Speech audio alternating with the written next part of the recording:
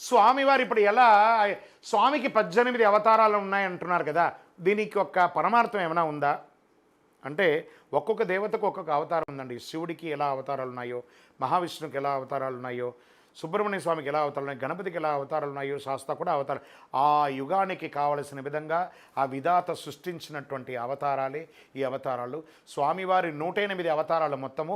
అందులో ప్రాముఖ్యంగా చెప్పబడే అవతారాలే 18 అవతారాలు అంటారు. అయ్యనారప్ప శాస్త్ర, కాళశాస్త్ర, వీరశాస్త్ర, క్షిప్రుశాస్త్ర, భూశాస్త్ర, ఆకాశశాస్త్ర, కళ్యాణవరద శాస్త్ర, జగన్మోహన సుందర శాస్త్ర, సుందరపాండ్య శాస్త్ర, సంతానదాయక గోతృశాస్త్ర, కళ్యాణవరద శాస్త్ర, అయ్యనారప్ప శాస్త్ర, యోగశాస్త్ర, శిల్పశాస్త్ర, క్షిప్రుశాస్త్ర, భూశాస్త్ర, ఆకాశశాస్త్ర, జ్ఞానశాస్త్ర, కిరాసశాస్త్ర, సమ్మోహన శాస్త్ర, శిల్పశాస్త్ర, విశ్వశాస్త్ర, జీవశాస్త్రగా ఇలా 18 అవతారాలు స్వామివారి యొక్క. శాస్త్ర అంటే శాసించేవారు.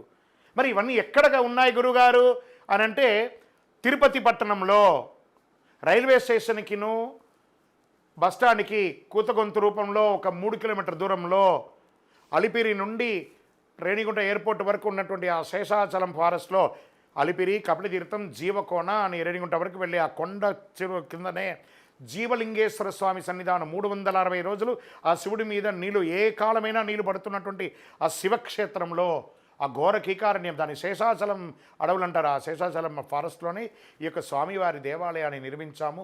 భక్తులు పుట్టినందుకు ఒక్కసారైనా ఆ దేవాలయానికి రండి, 18 అవతారాల స్వామివారిని చూడండి, అనుభూతిని పొందండి. శరణమయ్యప్ప. గురుగారు, ఈ జ్యోతి దర్శనం అంటారు కదా, ఈ జ్యోతి అంటే ఏంటి, ఇది ఎలా అయ్యింది, దీని గురించి కాస్త ఏమైనా చెప్పగలరా అంటే, పందల రాజా వారు ఏమంటున్నారంటే మకర సంక్రాంతి రోజు స్వామివారు మీ యొక్క ఆభరణాలన్నీ నేను రాజుగా దర్శనం చేసుకుంటాను, ఆకాశంలో ఉత్తరా నక్షత్రంగా నేను మీకు దర్శనమిస్తాను.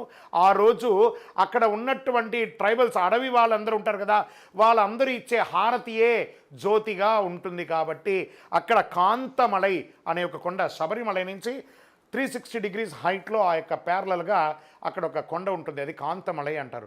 ఆ ప్రాంతంలో స్వామివారికి అడవి వాళ్ళందరూ ఇచ్చే హారతియే జ్యోతి. ఆకాశంలో కనబడే నక్షత్రమే ఉత్తర నక్షత్రం. ఆ రోజు ఆ ఒక్క నక్షత్రం మాత్రమే ఉంటుంది.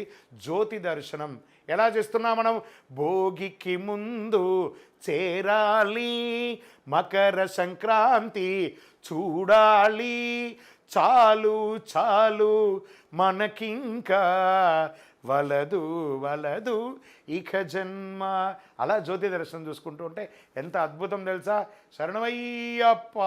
జ్యోతి రోజు ఆకాశంలో గరుడ పక్షి వస్తుంది కదా, దానికి ఏంటి కారణం అనంటే, స్వామివారి యొక్క జ్యోతి దర్శనం రోజు ఆకాశంలో గరుడ పక్షి వస్తుంది అంటారు కదా, మరి దానికిను దీనికి ఏంటి లింక్ అనంటే, పందలంలో 12వ తారీఖున మధ్యాహ్నం 12 గంటలకు ఆ ఆభరణాన్ని లిఫ్ట్ చేస్తారు. ఆ యొక్క వంశపారంపర్య వారిలో దాన్ని మోసుకుంటూ నడుచుకుంటూ పాదయాత్రగా వస్తారు. ఈ సమయంలో గరుడ పక్షి వస్తేనే దాన్ని తీస్తారనమాట. కృష్ణ పరుందు అంటారు. అంటే సాక్షాత్ ఆ శ్రవణ నక్షత్రుడైనటువంటి ఆ స్వామివారి మహావిష్ణువు ఆ యొక్క గరుడ పక్షి రూపంలో గరుడ గమన గర ఎలా అన్నారు, స్వామివారు నడిచే వాహనం కదా, అందులో ఉండి తన యొక్క కొడుకు యొక్క ఆ యొక్క తిరువాభరణ ఘోషయాత్ర అంటారు దాన్ని. ఆ ఘోషయాత్రను చూడడానికి సాక్షాత్తు మహావిష్ణువే అక్కడి నుంచి తోడుగా వచ్చి శబరిమల వరకు ఆభరణం గర్భాలయంకి వెళ్ళగానే ఎలా మాయమైపోతుందో అలా మాయమైపోతుంది. అందరూ చూస్తున్నదే ఇది. అక్కడ ఎంత అద్భుతం తెలుసా, చెప్తూ ఉంటేనే అసలు పులకించిపోతుంది. ఆ గరుడ పక్షి ఆ స్వామివారి ఆభరణాన్ని ప్రతి చోట అలా నడిచిన చోటల్లా తిరుగుతూనే ఉంటుందట. తన కొడుకుకు జరుగుతున్న వైభవాన్ని ఆకాశం నుండి స్వామివారు చూస్తూ ఉంటారట. శరణమయ్యప్ప. కర్పూరమంటే తనకెంతో. స్వామి గురుగారు అయ్యప్ప స్వామి వారి దీక్షలో కర్పూరారతి ఎందుకు ఇస్తారు?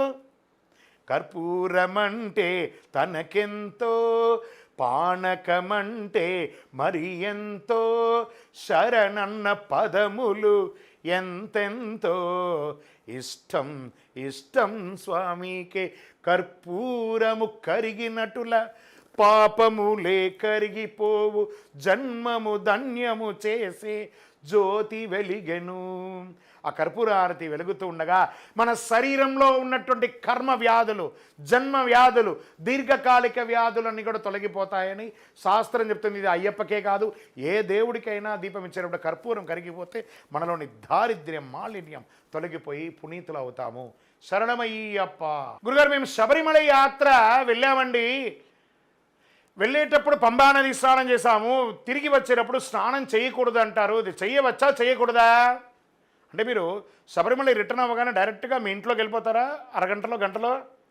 ఇంకో 2 రోజులు అవుతుంది కదా. ఈ 2 రోజులు స్నానం చేయకుండా ఎక్కడ ఉండరా? ట్రైన్లో స్నానం చేయరా? లేదా రూమ్లో ఎక్కడ స్నానం చేయరా? లేదా ఎక్కడ బాత్రూంలో స్నానం చేయరా? పంబా నదిలో స్నానం చేస్తే పాప వచ్చిన పుణ్యం అంతా పోతుంది. మరి ట్రైన్లో ఉన్న బాత్రూంలో చేస్తే మీ పుణ్యం పోదా? కాదట. అక్కడ పాపాన్ని పంబా నదిలో వదిలేసాం, పుణ్యాన్ని కూడా అక్కడే వదిలేసేయండి. మీకంటే ముందు అనుగ్రహం మీ ఇంటికి వచ్చేస్తుంది. ఎందుకు? ఖర్చు మీదే, వస్తువులు మీదే, భక్తి మీదే. పూజ అంతా అయిన తర్వాత కృష్ణార్పణమస్తుని ఎందుకంటున్నారు? కృష్ణుడికి మీ కష్టాలంతా కృష్ణుడికి ఇస్తున్నారు కాదట. కృష్ణుడికి చెప్పితే 1000 కోట్లు మళ్ళీ తిరిగి మనకు తిరిగి ఇస్తారట అనుగ్రహాన్ని. అదేవిధంగా పంబలో పాపపుణ్యాలను అక్కడ వదిలేసేయండి, అనుగ్రహాన్ని తీసుకొచ్చి మీ ఇంటికి చేరుస్తారు. కాబట్టి ఈ పుణ్యం మీకు ఇంటికి చేరాలంటే పంబలో స్నానం చేయండి, లేదా బాత్రూంలో స్నానం చేసి వదులుకోండి, మీ ఇష్టం. శరణమయ్యప్ప. గురుగారు, శబరిమలలో నెయ్యి తోణి అంటారు కదా, అది ఎక్కడ ఉంటుంది అంటే మనం ఇలా మెట్లు ఎక్కుతాం చూసారా, శబరిమల 18వ మెట్లు ఎక్కగానే లెఫ్ట్ తిరిగి బ్రిడ్జ్ మీదకి ఎక్కుతుంటాం. ఆ బ్రిడ్జ్ కింద ఉన్నది నెయ్యి తోణి అంటారు దాన్ని. అక్కడ నెయ్యి తోణి అంటే ఆ నెయ్యిని కలెక్ట్ చేసే ఒక కుండ, ఒక గుట్ట అనుకుంటాం, ఒక పాండ్ అనుకుంటాం. అక్కడ రాడ్స్ ఉంటాయి, దాంట్లో కొడితే నెయ్యి అంతా అందులో వచ్చేస్తుంది. దాని కింద ఆ నెయ్యి అంతా కలెక్ట్ చేసుకొని దాన్ని ఫిల్టర్ చేస్తారు. స్వామివారికి ఇప్పుడు చేసే నెయ్యి అంతా కూడాను ఫిల్టర్ చేసి స్వచ్ఛమైనటువంటి నెయ్యితోని స్వామికి నెయ్యి చేస్తున్నారు. ఆ నెయ్యితోనిలో కొట్టిన నెయ్యిని స్వామివారికి అభిషేకం చేసి అందులో కొంత భాగాన్ని అరవణ పాయసానికి, అప్పానికి, కొన్నిటిని సాక్షెట్ చేసి మనకు అక్కడ నెయ్యి ప్రసాదంగా అమ్ముతున్నారు చూసారా శబరిమలలో. ఈ నెయ్యి తోణి అనే ఒక నెయ్యి బ్యాంక్ అక్కడి నుంచి కలెక్ట్ చేసి అందరికి ఇవ్వడాన్ని నెయ్యి తోణి అంటారు. శరణమయ్యప్ప. గురుగారు, కొంతమంది యువత దీక్షని పక్కదారి పెడుతున్నారు, స్టైల్ కోసం మాల వేసుకుంటానంటే దీనికి నేను ఒప్పుకోనండి. యువతలో చాలా చైతన్యం వచ్చింది. చాలా అద్భుతమైనటువంటి దీక్షను యువతనే ఎక్కువ చేస్తున్నారు. కాబట్టి అయ్యప్ప స్వామి వారి దీక్షలో తప్పుదోవన అనేది ఉండదండి.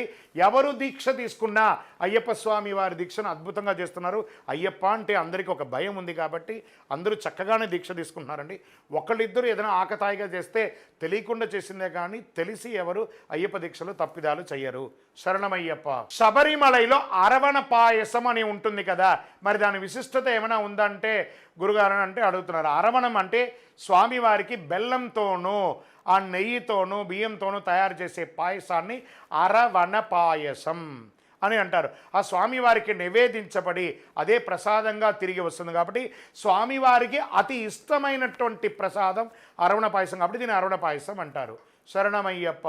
గురువారు, అయ్యప్ప స్వామి వారి పూజలో అయ్యప్పనే కదా మనం చేస్తున్నాం, మరి కుమారస్వామి, గణపతి వాళ్ళందరిని ఎందుకు పూజ చేస్తున్నాం అంటే, మనం ఒకరి ఇంటికి వెళ్ళామనుకోండి, మీ ఫ్రెండ్ని కలవడానికి పోతే అక్కడ వాళ్ళ తల్లిదండ్రుల కంటే ఆంటీ గారు నమస్కారం, అంకుల్ గారు నమస్కారం, తమ్ముడు పిల్లగాడు అంటే చెల్లె తమ్ముడు బాగున్నాను అందరూ ఎలా పలకరిస్తామో అలాగే మనం చేసుకున్నటువంటి పూజలో వీళ్ళందరినీ పలకరించుకోవడం ఒక బాధ్యత కాబట్టి చేయడం విశేషం. శరణమయ్యప్ప. శబరిమల యాత్రలో నేను వెళ్తూ ఉండగా నాకు అక్కడ అభిషేకం చేసుకోలేని పరిస్థితి వస్తుంది.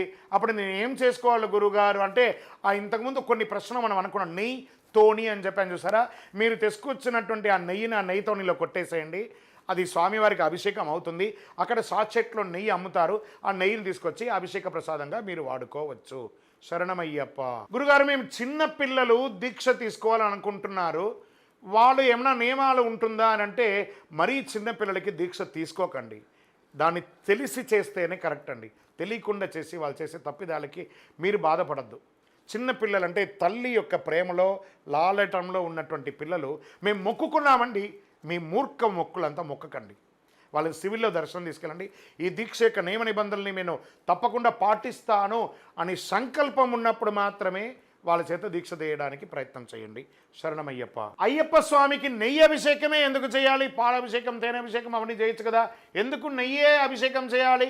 అక్కడ శబరిమలలో కూడా ప్రాధాన్యత నెయ్యికే ఉంది. ఎందుకు అనంటే, స్వామివారు యోగ నిద్రలో కూర్చున్నారు. తన యొక్క మెడిమల్లో కాలు యొక్క మెడిమలు పృష్ఠ భాగానికి వేసుకొని కూర్చుని ఒక యోగ ముద్రలో కూర్చున్నారు స్వామివారు. మనం కావాలంటే చూడండి, యోగాలో అయ్యప్ప స్వామి కూర్చున్నట్టు మనం కూర్చోలేం, అలా బ్యాలెన్స్ అయి పడిపోతాం. మెడిమలు ఉంటుంది కదా, కాలు మెడిమలు పృష్ఠ భాగానికి తాక్కుంటూ కూర్చునే ఒక యోగ. దాన్ని మీరే ఇప్పుడు కూర్చొని ఉన్నారు కదా, కూర్చున్న చోట నుంచి లేచి మీరు కూర్చున్న చోట తాకి చూడండి, ఒక వేడి వచ్చి ఉంటుంది. ఈ యొక్క స్వామివారు అక్కడ శ్రీచక్ర యోగపీఠంలో అలా కూర్చోవడం వల్ల వేడి ఉష్ణమై ప్రపంచాన్నంతా దహిస్తుందట. వెంటనే పరశురాముల వారు ఏమన్నారు, ఆవు నెయ్యితో స్వామికి అభిషేకం చేయండి. ఆజ్యం అంటారు కదా, స్వామివారికి ఆవు నెయ్యితో అభిషేకం చేయడంతో ఆ శరీరంలో ఉష్ణం తగ్గిపోయి శాంతస్వరూపుగా ఉంటారంటారు. కాబట్టి శబరిమలలో ప్రధాన అభిషేకం నెయ్యి అభిషేకంగా మారింది. నెయ్యికి వేడిని తగ్గించే గుణం. నెయ్యికి కొలెస్ట్రాల్ ఉంటుందని ఎవరైనా చెప్తే నమ్మకండి, కావాలంటే మంచి డాక్టర్లను అడగండి. నెయ్యి తింటే కొలెస్ట్రాల్ రాదు, నెయ్యి తీసుకోవాలి, నెయ్యి తాగకూడదు. అలాగే నెయ్యితో అభిషేకం చేయాలి.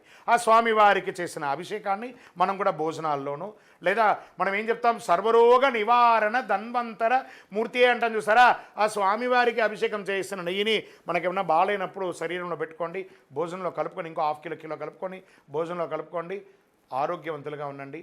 శరణమయ్యప్ప. For more videos like this, subscribe Big TV channel.